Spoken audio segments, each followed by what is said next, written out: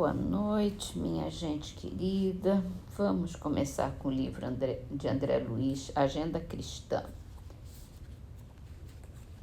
Em favor de você mesmo. Não encarcere o vizinho no seu modo de pensar.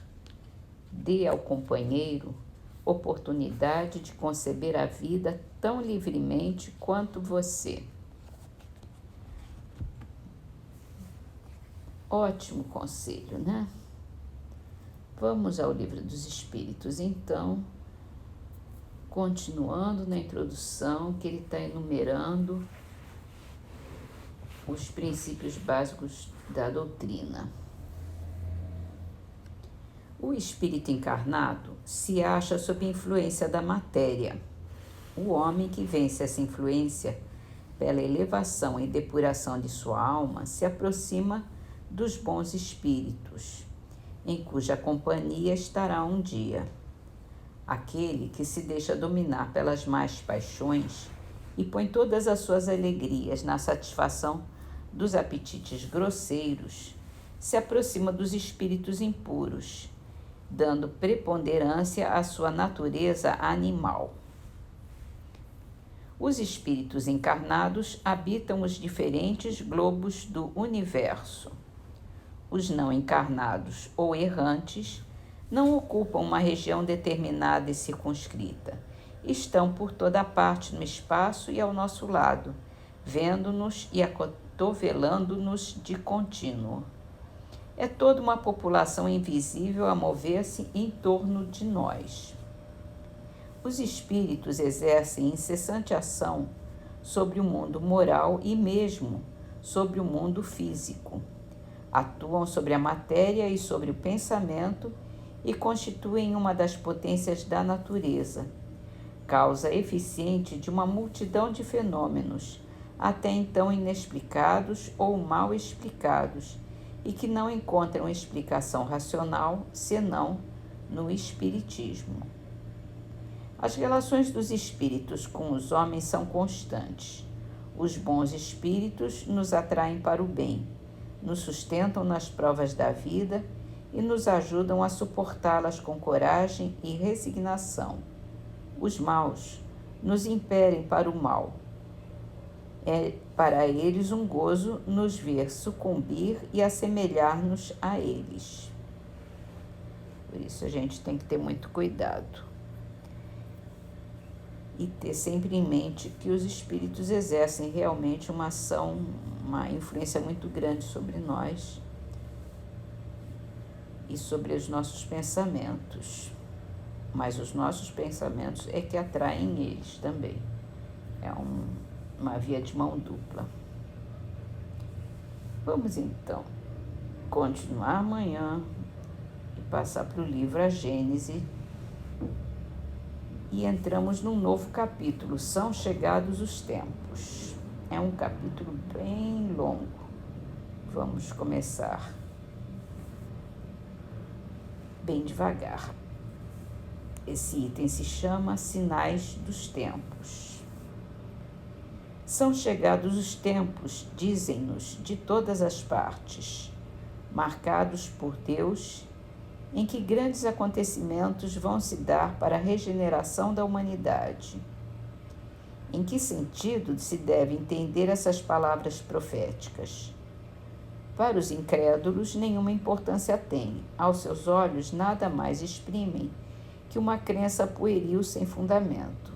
Para a maioria dos crentes, elas apresentam qualquer coisa de místico, de sobrenatural, parecendo-lhes prenunciadoras da subversão das leis da natureza. São igualmente errôneas ambas essas interpretações. A primeira porque envolve uma negação da providência.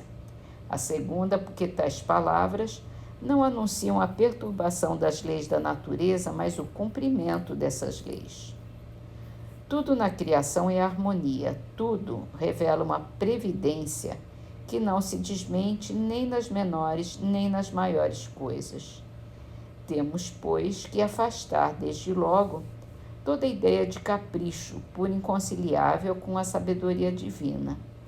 Em segundo lugar, Se a nossa época está designada para a realização de certas coisas, é que estas têm uma razão de ser na marcha do conjunto. Isto posto, diremos que o nosso globo, como tudo que existe, está submetido à lei do progresso.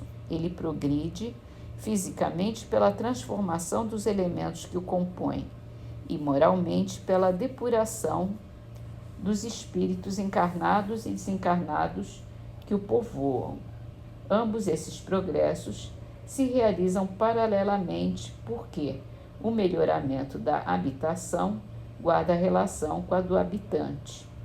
Fisicamente, o globo terráqueo ha experimentado transformações que a ciência tem comprovado e que o tornaram sucessivamente habitável, por seres cada vez mais aperfeiçoados.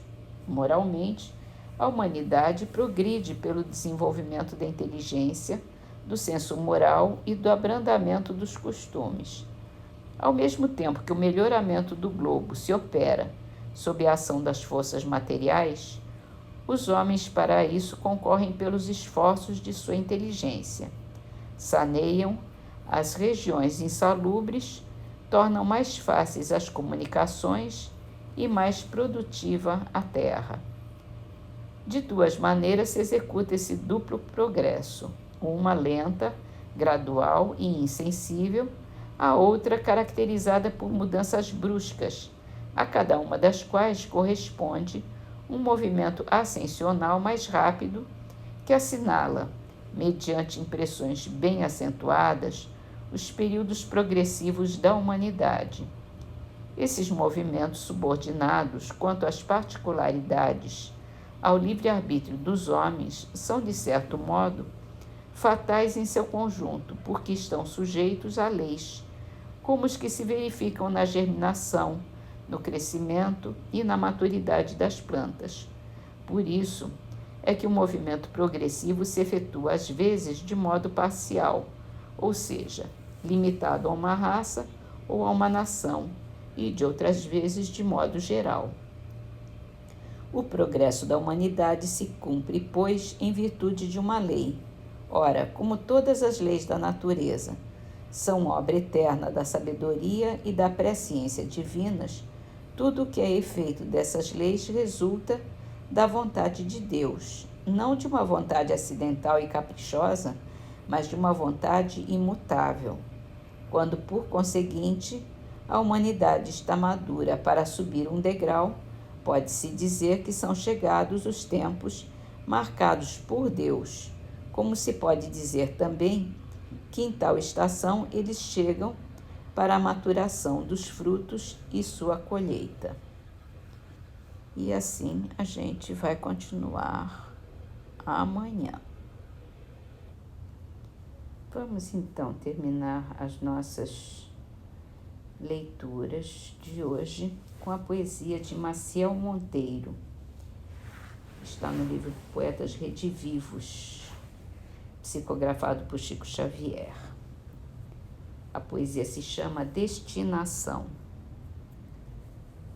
Torpitude larval, de monera a monera, impulso a impulso, passo a passo, clima em clima, do lodo ao céu, da treva ao sol, de baixo a cima, homem, de longe vens, detente, escuta, espera.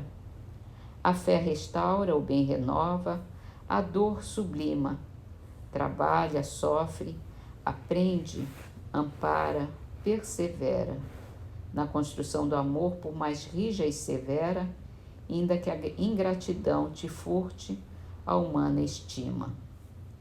Da cruz que te escraviza entre abismos medonhos, tecerás vida em vida as asas de teus sonhos, gemas, no entanto, agora em lágrimas submerso.